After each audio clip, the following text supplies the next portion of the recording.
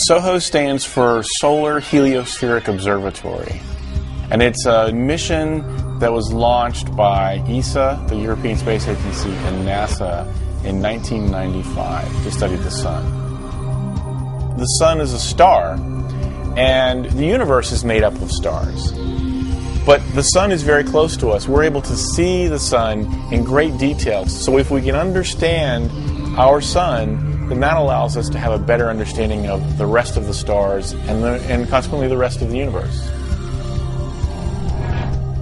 Well, the first time I saw a SOHO image, my reaction was basically wow. I was blown away.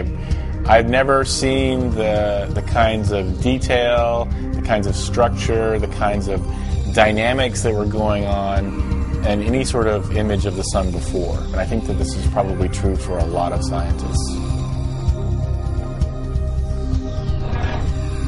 One of the ways that SOHO studies the corona is using what we call a coronagraph. And so a coronagraph creates an artificial eclipse because the Sun itself, the surface of the Sun, is about 1 million times brighter than this outer structure of the corona. You need to block that bright disk out so that you can see the much fainter outer corona. Using SOHO and using a technique called helioseismology, very similar to seismology on the Earth, we were actually able to see inside the Sun. And so what we were able to do is see the layer of the Sun just below the visible surface that we call the convection zone. And that's where all sorts of dynamics are going on. The inside of the Sun is bubbling up to the surface.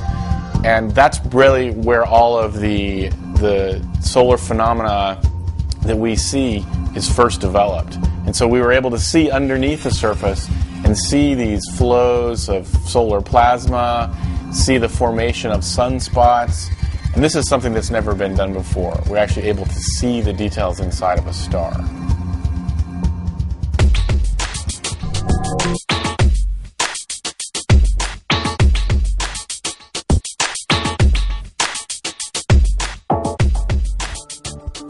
I've been staring at images from SOHO for months on months, and the data was beautiful, but then when I saw TRACE, you got to see these fine detail, these tiny loops that you just completely didn't even imagine were there, and then you see them and it's like nothing you've ever seen. You're seeing details of the coronal loops. In the previous images you would from other satellites, it would look like it was just one big loop, and when you actually get to see TRACE, you can see it's all these teeny tiny, they almost look like threads, and there's these teeny tiny loops, and they're just breaking off and reforming and throwing plasma. One loop can be vastly different temperature than the next loop, and so that has been a big thing. It's helped with magnetic data. They're able to see that when the loops break off, they can see the way the magnetic field is twisting. And so the instruments on SOHO work closely with TRACE, and vice versa, so that we can use all the data together to better understand things.